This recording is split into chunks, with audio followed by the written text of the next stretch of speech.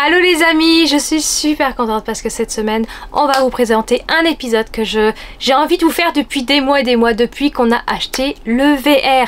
Aujourd'hui c'est l'épisode du VR Tour, ou plutôt de la présentation intérieure de notre camping-car américain acheté ici à Montréal. Aujourd'hui on ne vous cache rien, on va vous montrer tout l'intérieur.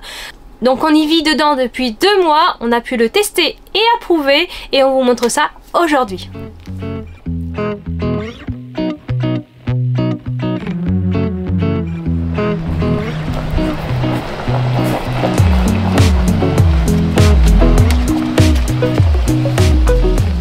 Chez nous, dans notre VR. Alors, je vous fais un petit tour de la maison. On est dedans depuis 2 mois et on a pris vraiment nos habitudes. Chaque chose a sa petite place.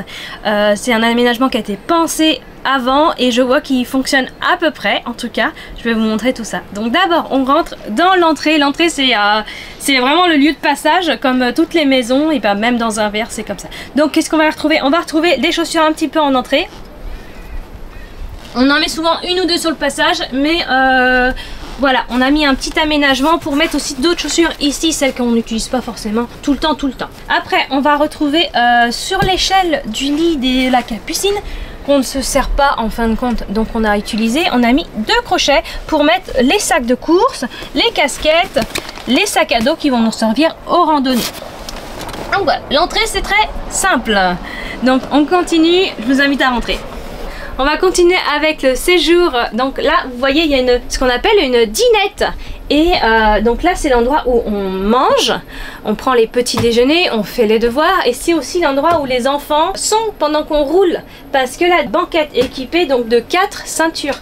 Une ici, 2 ici et une ici où on met le siège pour bébé. Parce qu'on peut mettre un siège pour enfants juste à cette place ici. Parce qu'elle a un ancrage en fait sur le dos.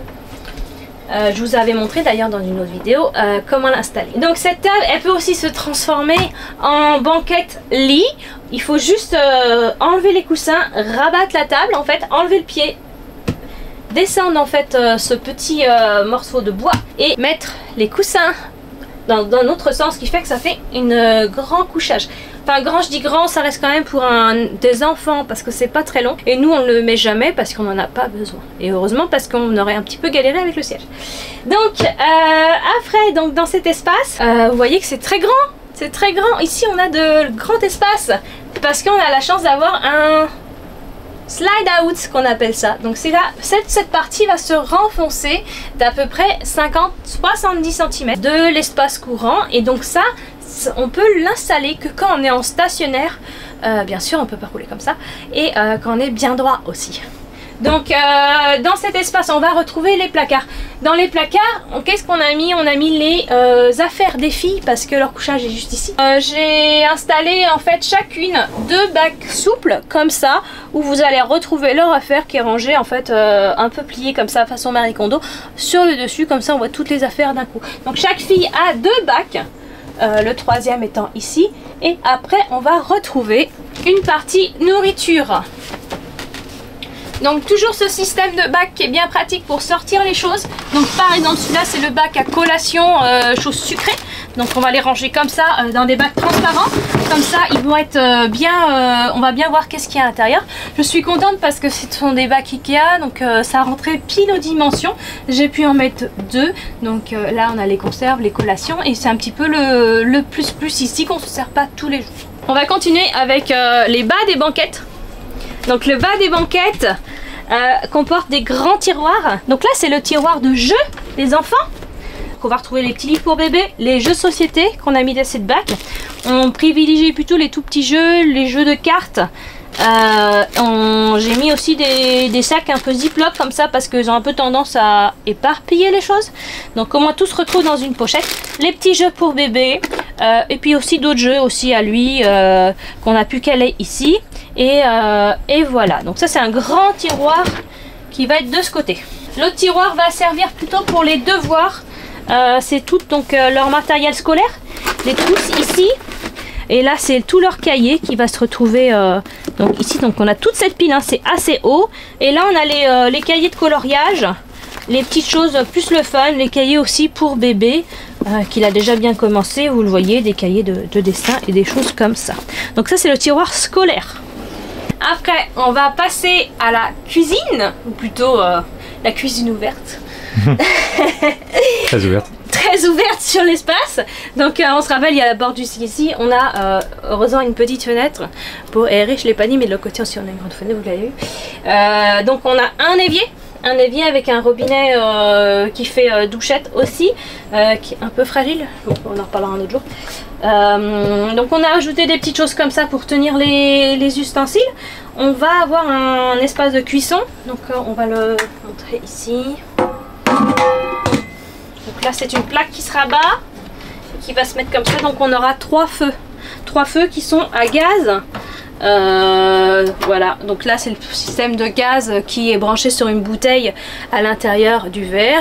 C'est du propane qu'on recharge une fois de temps en temps. Là ça fait 2 mois, on l'a pas encore rechargé, mais on devrait le faire bientôt. Donc sous les plaques de cuisson on va retrouver un four micro-ondes convection. Il a la double fonction.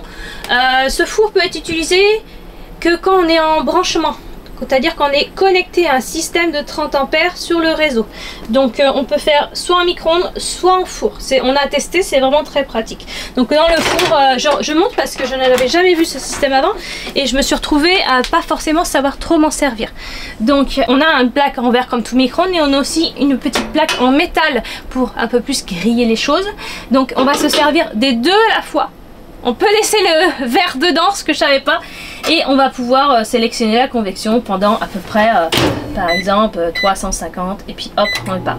De base, 1030. Bon bref, on s'en fiche. Donc ça marche très bien, on a pu faire des gâteaux, on a pu faire des pizzas, on n'a pas tenté les frites encore. Mais ça serait pour bientôt peut-être. En dessous, on va retrouver un petit rangement avec un tiroir. Donc nous, on met ce qui est casserole, ustensiles, tupperware. Voilà, donc c'est un système, c'est très serré, c'était au cordeau. Hein. J'ai presque choisi les tupperwares en fonction de la hauteur des choses. Hein. En tout cas, pour tout ce qui est ustensiles comme ça, les casseroles, c'est sûr que c'était calculé. Après, on va retrouver donc ici un autre tiroir qui est le tiroir de couverts. On a pris tous les couverts qu'on avait avant de notre maison. On aurait peut-être dû faire un petit tri. Voilà, mais en tout cas on est content parce que le système rentre pile poil dedans. Il n'a pas été évident, j'ai beaucoup cherché. Donc next, sous les éviers, il y a toujours, devinez quoi? Donc sous l'évier on va retrouver bien sûr la poubelle, c'est jamais très fun cet endroit là. 2 petits bacs en fait qui sont des ranges documents, qui sont pour mettre par exemple des rouleaux de papier parchemin, des choses comme ça. Et puis on va mettre aussi la planche où mange bébé et les grandes casseroles et les grandes poêles pardon et les dessus de cuisson, je sais pas le nom. Couvercle. Les couvercles de poêle. Donc cuisine égale aussi que placard, et placard heureusement on en a quelques-uns. Donc le premier placard va avoir tout ce qui est vaisselle. On a choisi de la vaisselle en bambou pour être sûr qu'elle ne casse pas. N'ayant jamais eu d'expérience de VR et donc de vie sur la route, je ne savais pas forcément si ça allait beaucoup bouger et beaucoup casser les choses. Oui, et ça marche très très bien. Celle-ci en tout cas résiste très bien. Par contre elle va pas au micro-ondes ni au lave. Peut-être la vaisselle, mais en tout cas pas au micro-ondes. Donc je regrette juste de ne pas avoir pris un peu petit plat pour aller au four et au micro-ondes parce que rien ne passe.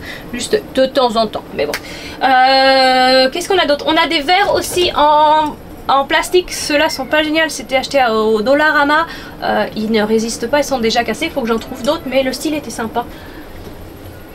Donc en haut, on a tout ce qui est bacs de rangement de nourriture qui sont classés par style. J'adore étiqueter les choses, donc j'en ai mis un petit peu partout. Voilà, donc c'est pas forcément les plus adaptés au rangement parce qu'on a un petit peu de perte d'espace comme vous pouvez voir sur chaque bord. De l'autre côté, on va retrouver tout ce qui est plutôt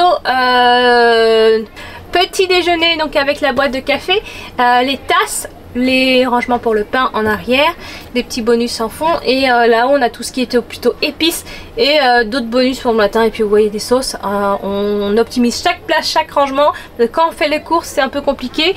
Je sais pas si vous avez déjà fait les courses en magasin et surtout aux États-Unis ou au Canada, les contenants sont très gros et on va oublier, nous on avait l'habitude mais on va oublier d'aller au Costco parce que les boîtes sont beaucoup trop grosses, ne rentrent même pas dans un placard.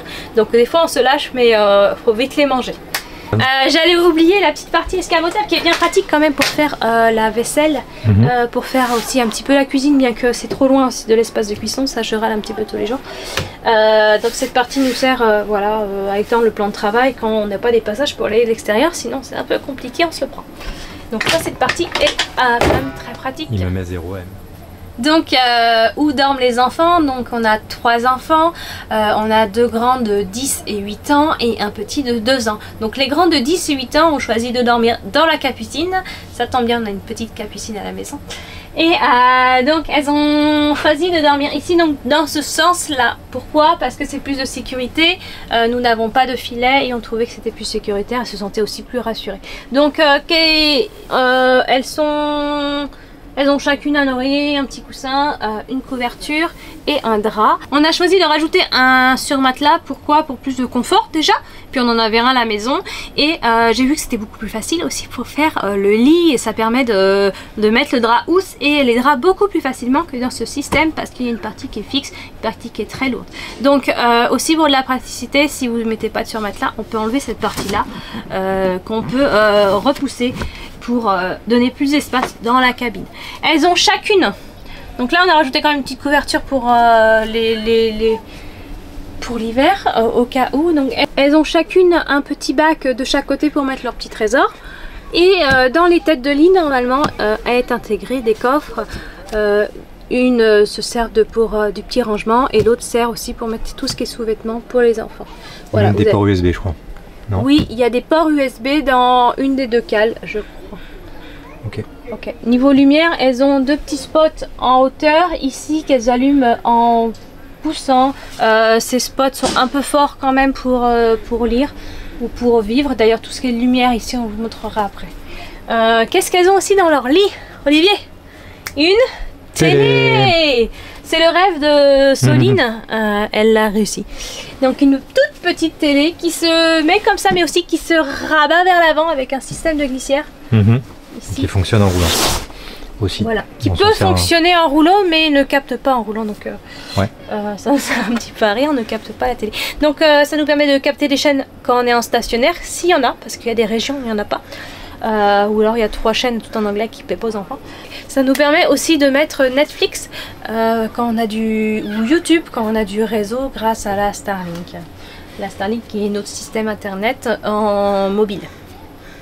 Voilà, cette grande télé a plein de ports et des choses comme ça que on vous fera un jour un vrai VR tour plus technique, notamment sur les extérieurs. Aujourd'hui, je vous présente l'intérieur. Donc chacune a une fenêtre de chaque côté avec des rideaux que j'ai doublés pour avoir plus d'obscurité. Donc je les ai permis de les doubler. En fin de compte, ça ne les dérange pas du tout. Il y en a un qui ne le ferme jamais de ce côté-là parce qu'il n'est pas très accessible à cause de la télé. On va continuer de ce côté. J'ai oublié un placard dans la cuisine entrée. Ce placard, voilà, lui on lui met le matériel un peu plus technique. Il va y avoir la prise de la télé, on met les ordinateurs et quelques câbles, des papiers importants. En haut on va aussi mettre tout ce qui est des petites boîtes avec des câbles. Après on va passer sur le tableau électrique, mais c'est quand même important, donc ça nous sert au quotidien bien sûr. On va retrouver ici toutes les diodes en fait pour indiquer les taux, que ce soit sur les eaux grises, les eaux noires, c'est-à-dire les toilettes, les eaux fraîches, donc ça c'est le tank d'eau normale qui sort au robinet, la batterie, donc ce qui allume en fait toutes les lumières, et voilà la pompe à eau, et le LPG que je ne sais pas ce que c'est. Le gaz. Ah, et ça c'est le gaz, mais il paraît que c'est pas forcément très fiable. Les autres c'est pour marquer peut-être des défauts et choses comme ça. Donc la génératrice, ça c'est le temps d'utilisation, et ça c'est pour la démarrer et l'éteindre. On passe au tableau en dessous et c'est aussi vite fait. On va allumer le chauffe-eau électrique ou le chauffe-eau à gaz. On a 2 options. Quand on est en stationnaire, on peut mettre l'électrique, sinon on peut mettre au gaz. Donc ça chauffe en 5 minutes le gaz, en 10-15 minutes à peu près l'électrique. Après ça c'est la pompe à eau, vous voyez qu'elle est allumée. On peut l'éteindre comme ça. C'est ça qui va aller pomper l'eau dans le système pour la ressortir au robinet ou à la douche. Ici c'est le pack Kick, je ne sais pas ce que c'est. Là ça va être les éclairages pour le living room et le kitchen. Olivier vous dira ça un autre jour en plus en détail. Ici on va avoir tout ce qui est les lumières du côté passager, c'est ça? Alors ça c'est pour allumer côté extension, à l'extérieur. Ok, donc c'est des lumières pour les extérieures. vidanges, ouais. les vidanges par exemple. Et là, on va avoir pour entrer et sortir le slide out. Donc c'est tout ce qui est extension pour l'extérieur. Voilà pour la partie plus technique. On va avoir aussi un autre petite chose ici en bas. Je sais pas ce que c'est. Bienvenue dans ton verre. Ça c'est en fait il n'y a aucune fonctionnalité, c'est juste un monitoring au niveau des panneaux solaires. Ok. Là ça va être pour sortir ou rentrer au vent à l'extérieur, et là c'est sur des lumières extérieures. Ici c'est pour allumer ou éteindre la batterie. On la laisse toujours allumée, mais quand on va être en hivernage, on va le gros disjoncteur qui coupe tout le coup en fait. Ouais. Voilà, c'est le au-dessus de ce petit système de rangement de chaussures, on y accroche nos chapeaux. On s'en sert vraiment quotidiennement, donc ça va rester ici, c'est pratique. C'est pas forcément très beau, mais au quotidien c'est pratique. Donc on va passer dans la cabine de pilotage. La cabine est en généralement assez occupée. Vous pouvez le voir sur la gauche, d'abord le conducteur. Donc là, on ne veut pas parler du système de la voiture, hein. Mais on va y stocker tout ce qui est les choses en plus, les rideaux pour la nuit. Parce qu'on peut fermer la cabine avec un rideau. On peut fermer aussi, nous on a un système de pare-soleil en fait qu'on va mettre sur les 3 vitres dans l'entrée. Les 3 vitres de la cabine. On y met aussi les sacs à dos qu'on peut avoir entre eux qui ne rentrent pas forcément dans les soutes ou dans les placards. Au milieu, nous on s'en sert beaucoup pour mettre tout ce qui est tasse, tous nos branchements électriques. Donc quand on roule, on est énormément branché. On a aussi au quotidien une batterie aussi qu'on va recharger quand on roule. Ok, ce petit bac nous sert aussi, voilà, à tout ce qui est stockage de câbles, des pieds, l'ordinateur, 2-3 livres qui vont se retrouver là si on a besoin de consulter. Et voilà pour le tour de la cabine, je pense qu'on est bon. On a un GPS devant qui va nous indiquer et nous aider à rouler pour calculer en fait toutes les routes qui sont autorisées au VR et aux véhicules un peu plus hors normes comme le nôtre. Voilà. Donc ici on a aussi une caméra de recul pour le camion, du coup ça nous permet énormément. À l'arrière et en latéral. Ouais, voilà.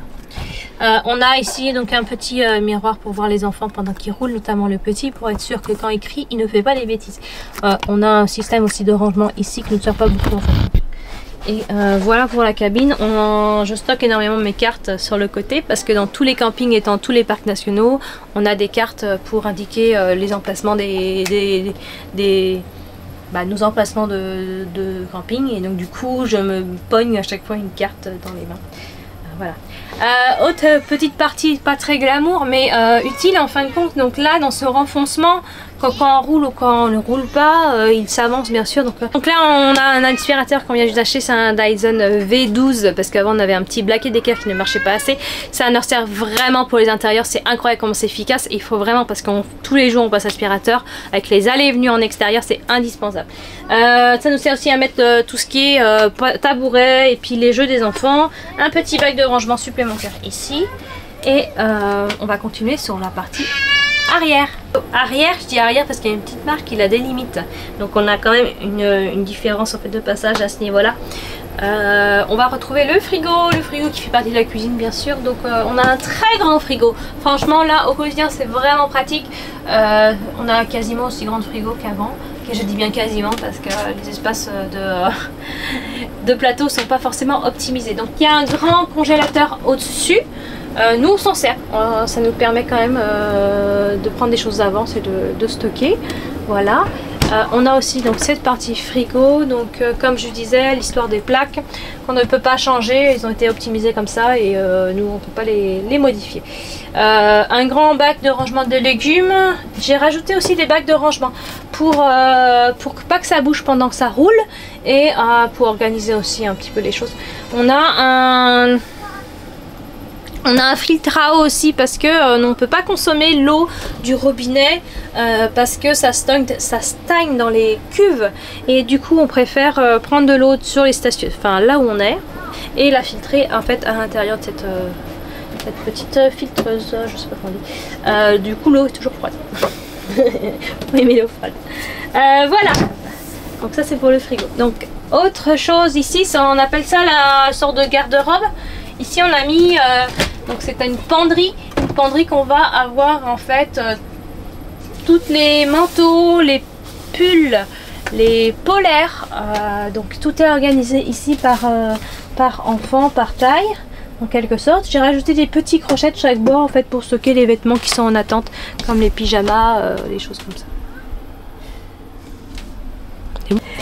En dessous, on va avoir un gros bac pour le linge sale parce que mine de rien, ça prend du stock et de l'espace. Donc là, il est bien plein, il faut qu'on fasse une petite machine. Là, on a l'ancien aspirateur qu'il faut qu'on lui trouve une nouvelle place. Un petit bac de rangement avec, j'ai emmené quand même quelques bonnets, gants, des cache-cou, des choses comme ça quand il va faire froid un petit peu plus en hiver. On a un petit tabouret aussi pliable et une autre astuce aussi, c'est qu'on va ranger nos affaires, nos chaussures. Plus d'hiver ici avec un autre porte chaussures. En fait c'est la moitié de l'autre qui est là-bas. Donc voilà pour ce placard. En dessous, ayant un enfant de 2 ans, il faut aussi penser aux couches et les couches ça prend énormément de place. On va en stocker une partie pas ouverte par exemple à l'arrière de ce placard en fait dans le fond et l'autre partie va se retrouver dans ce tiroir. Donc couches, lingettes et aussi vous allez me dire tout ce qui est torchons et des bavoirs et des choses comme ça aussi qui vont servir à la maison. Après on va aller dans la salle de bain. Cabinet de toilette. Qu'est-ce que c'est grand, c'est dingue. Qu'est-ce que c'est grand, c'est foufou ça. On a un vase qui est quand même pratique, hein, ça évite de se laver dans l'évier, surtout quand là il y a de la vaisselle. Donc un vasque avec un robinet avec un mitigeur, une lumière, 2 prises qui ne marchent que quand on est branché bien sûr. En dessous on va avoir quand même assez grand placard où... Donc on a mis encore des bacs, je suis mise bac hein, bien sûr, mais ça permet de ranger, de classifier. La trousse de secours, tout ce qui est sèche-cheveux, du papier toilette en stock. Et là on essaie de surplus un petit peu de médicaments et de choses que j'avais encore à la maison que je voulais emmener au cas où. Mais on s'en sert pas, donc là au cas où c'est jamais. Tant mieux. Au-dessus on a un cabinet de toilette avec un grand miroir, une lumière au-dessus et... là, c'est ce qu'on se sert un peu plus souvent, donc tout ce qui est les dentifrices, les médicaments et encore du surstock de médicaments ici. On a aussi du stock de dentifrice d'avance pour être sûr qu'on peut le trouver partout. Donc petit bac aussi pour éviter que ça tombe en roulant. Petit pack Dolorama rayon cuisine. Comme je roule très vite, bah voilà. Voilà, un 25, le petit bac, à 25.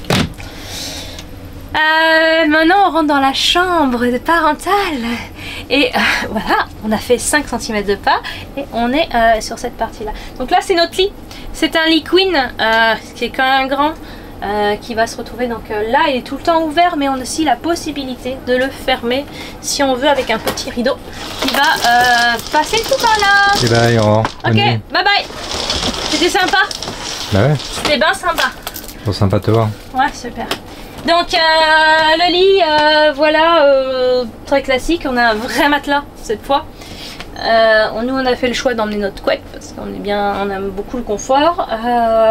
Il a une tablette de chaque côté, des petites lumières, 2 grandes vitres où on peut, je vais vous montrer ça aussi, on peut fermer. Donc toutes nos vitres, hormis celle des filles, équipées de panneaux roulants occultants. Voilà, donc ils sont assez efficaces, hein. Je n'ai rien à redire là-dessus. 4 placards, chacun a son utilité bien sûr. Donc le premier placard va servir,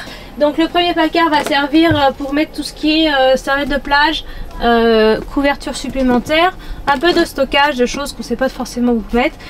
Des livres aussi, j'ai décalé un petit peu aux emplacements vides.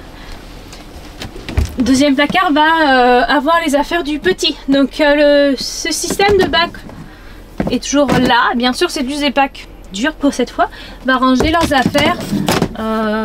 Donc voilà, lui il a 3 petits bacs et un grand bac plus de stockage sur les affaires parce que plus tard au niveau des tailles parce que lui va grandir, donc du coup j'avais pris un peu d'avance.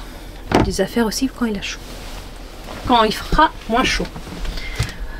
Ces 2 placards sont pour nous, un pour moi, un pour monsieur. Pareil, toujours en stockage sur les vêtements comme ça rangés à la Marie Kondo. Donc moi j'utilise un grand bac comme ça au quotidien plus un petit pour les sous-vêtements. Ça c'est du stockage en plus. Monsieur utilise 1, 2, peut-être 3 petits bacs. Ça c'est du stockage je pense. Ok, tu n'utilises pas forcément. Du stockage de vêtements que j'ai sur moi parce qu'il fait froid. Voilà, stockage avec tes affaires. On a 2 grands bacs dans le fond d'affaires aussi qu'on a en plus en stockage. Il faudrait que je fasse le point, parce que je ne sais même plus ce que j'ai mis dedans. C'est plus des sous-couches, des pantalons chauds et des choses comme ça, plus pour quand il fera froid. Je le redis tout le temps, mais pour l'instant, on croise les doigts, on a eu très beau en 2 mois.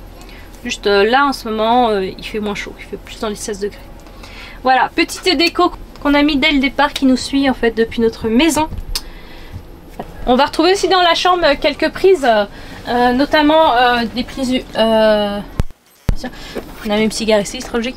Une antenne télé, parce qu'on peut avoir aussi une télé ici, si on voulait, dans des options peut-être. 2 prises qui marchent en stationnaire, bien sûr. Là, on va retrouver le chauffage et la clim, parce que nous sommes équipés d'une clim. Le chauffage marche à gaz, la clim peut marcher que en électrique, c'est-à-dire sur du 30 ampères. Et puis on a rajouté quelque chose pour savoir combien il fait à l'intérieur. Au fond, au niveau des têtes de lit, on a surtout du côté droit 2 prises aussi qui marchent en stationnaire. Ça marche pas.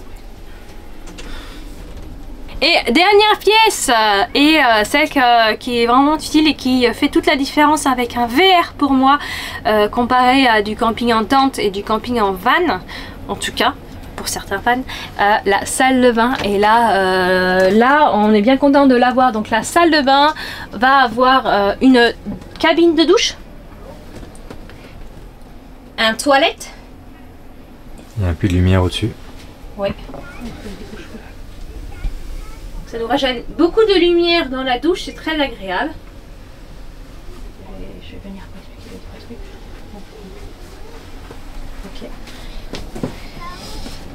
Et donc on a fait le choix d'installer ici des porte-manteaux derrière la porte. Qu'est-ce qu'on utilise comme serviette? Je m'étais posé la question et j'avais vu l'encombrement que ça pouvait faire d'avoir 5 serviettes au quotidien. Faut aussi penser à ça. C'est d'utiliser des foutas. Les foutas prennent beaucoup moins de place. Elles sont beaucoup moins épaisses, ils sèchent peut-être un peu plus vite que des serviettes normales. La douche, vous pouvez voir le système pour bébé. Nous avons choisi une petite baignoire pliable qu'on va stocker ici. Et voilà, on a un rang shampoing et tout ça qui normalement est accroché mais qui ne tient pas. Pour finir, on a une paroi quand même qui se glisse, flexible. Et voilà, quoi dire de plus? Rien, on a rajouté une barre de douche ici pour rajouter des options de séchage quand on veut mettre un cintre et des choses à sécher. Ça met un peu plus de temps à sécher ici. Donc la toilette fonctionne à... C'est chiant, c'est que ça fait un petit peu... La toilette fonctionne avec un système de pédale qui va emmener l'eau en haut avec la water pump et ça va s'évacuer dans un réservoir qu'on a appelé le réservoir des eaux noires. Voilà.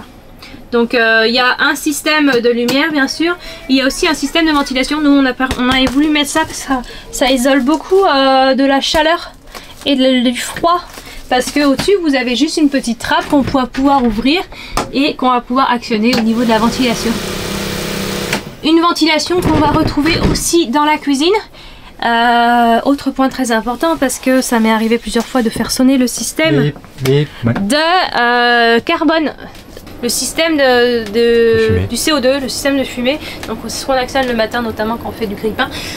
Il est d'ailleurs en fonction, donc là on ouvre et on ferme une petite trappe et on va actionner plus ou moins un ventilateur ici. Vous pouvez voir, il est déjà très sale, ça se bouche en 2 semaines. Ça veut dire vraiment que ça amène beaucoup d'air et de poussière pour l'évacuer à l'extérieur. Donc voilà. Donc vous allez me dire où dort le 3e? Bah la cave. Non je plaisante, on n'en a pas hélas. Le bébé dort puis dans notre lit. Au début il a dormi dans notre lit. Mais après on a trouvé un système plus efficace et plus sécuritaire de le mettre en fait dans un petit matelas qui est pliable au sol. Donc là en partie extension il va se retrouver dans cet espace. Ici. Voilà. Donc il a un petit matelas que vous pouvez voir ici. C'est un petit matelas pliable acheté en grande surface dont on a rajouté des frites de chaque côté pour l'éviter de sortir de son matelas. Ça rajoute un petit bord. Les frites viennent se mettre sous le drap housse et comme ça il est sécuritaire, il ne peut pas tomber. Donc les petites frites voilà, ils sont ici. Là il est au sol, ça ne craint rien mais on avait pensé le système pour mettre sur la partie dinette et du coup on était plus rassurés. Il a un petit oreiller, un duvet et une petite doudou comme on appelle ça ici au Québec, et un petit voilà, un petit doudou aussi comme ça. Donc voilà, ce lit va être mis quand on roule sur le nôtre. C'est pour ça que je ne l'ai pas montré tout à l'heure parce que c'était pas forcément très joli.